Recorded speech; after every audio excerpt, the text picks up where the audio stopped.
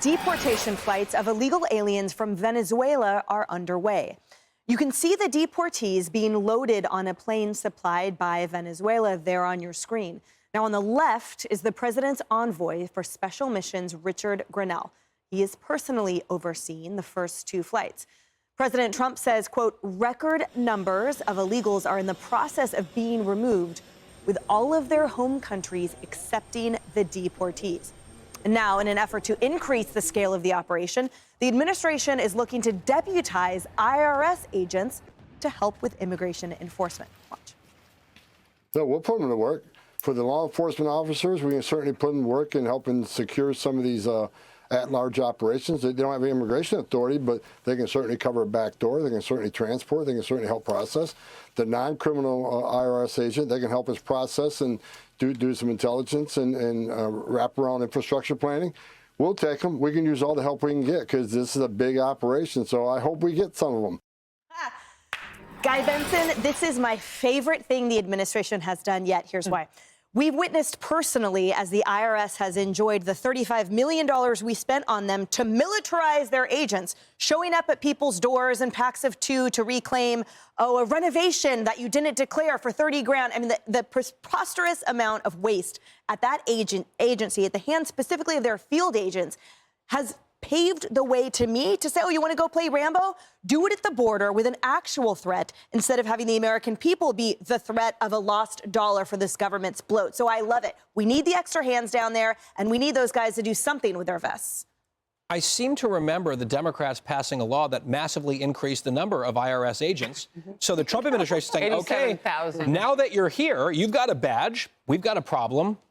I think we have a solution. So we'll see how many of those IRS agents are thrilled about the new job, but it's their assignment. Also, shout out to Rick Grenell, right? I mean, very early results. He got those Americans being held in Caracas back home basically on day one. Now he's seeing planes take off in the other direction filled with migrants, with a disproportionate number of them being criminals as well. These are precisely the kinds of outcomes and results that voters were expecting and demanding and are now getting. Now, we heard earlier, Rosanna, as we listened to the mayor a moment ago, the mayor of New York City saying, he said we moved 185,000 migrants through our system and out. The reality is that there are hundreds of thousands, frankly, millions, still circulating in the country. So what does it mean to Americans, though, the ones that are in these cities where they're seeing it being overrun by a profuse lack of stewardship of taxpayer dollars and resources? What do you think it means to Americans to see these flights working? Well, I think New York City, as an example, I mean, we housed and continue to house thousands and thousands upon migrants. They get free shelter, free food, free schooling, free legal advice, and the list goes on and on. And yes, we're not getting as many people as we used to get. We used to get thousands of people from countries all over the world every week. Now it's trickling down, but we're still housing, I think, close to 50 to 60,000 people.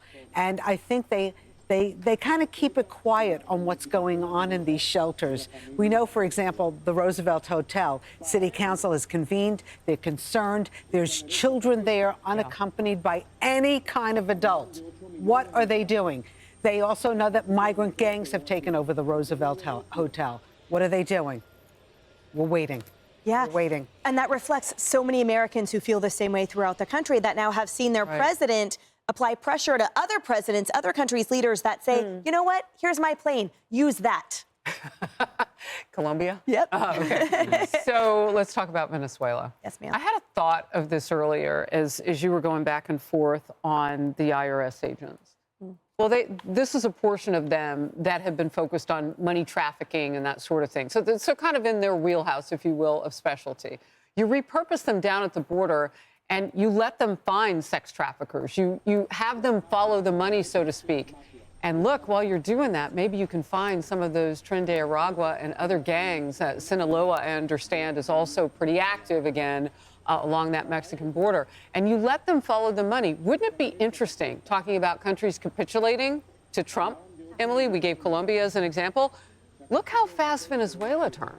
Remember, Trump put a little pressure on them to take back their 200, and today they're going back.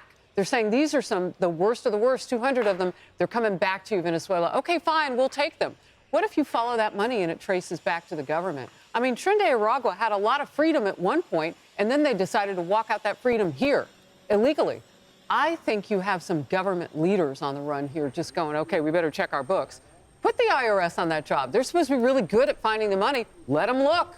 And to Harris's point, Doctor, this isn't a siloed issue. The porous southern border has presented a huge multifaceted issue. It affects every American, and it requires every hand on deck by our government to stymie the flow and get these guys out of here. Well, I think it's a major mindset shift that we're seeing under the Trump administration. You saw under the Biden administration, 2022, they voted to expand the IRS. In 2021, they already increased IRS agents by 20%. 2022, they said, let's do it even more. And their way to get some more money is to go after American taxpayers. Yes, there are some fraud ones, but really that was, how can we get more from American taxpayers? Whereas the Trump administration is saying, we're hemorrhaging money. We're spending about $151 billion every single year in terms of these illegal migrants, whether it's education, housing, medical care, all of it. It's costing the American taxpayer. So what he's saying to do is let's reap some of that money back by using now these IRS agents to have decrease illegal migrants. That's going to help plug up the costs, the fact that we're just bleeding money here. And I think under former Congressman Billy Long, who's going to be the new head of the IRS, he's not confirmed yet, we're going to keep seeing this mindset. We're going to try and figure out how to stop spending money and not necessarily go after American taxpayers to try and get more money. And just very quickly, we were watching the images on our screen of those guys going up the ramp, getting on the plane and flying home. Think about our Fox drones. Day after day, people pouring illegally into the country. Now we're seeing the outflow. What a dramatic and necessary change. Yeah, and one of those caravans was coming just around the inauguration time. Oh, out of sight, as the president of Mexico sent 10,000 troops to the border. Can I just make one point, too, real quick? It's been estimated that if we just spent $30 billion, that we could end homelessness in the United States for American citizens, one of which are veterans. And yet we're spending $151 billion every year on illegal immigrants. Like, we need to focus on how we can take care of Americans, too.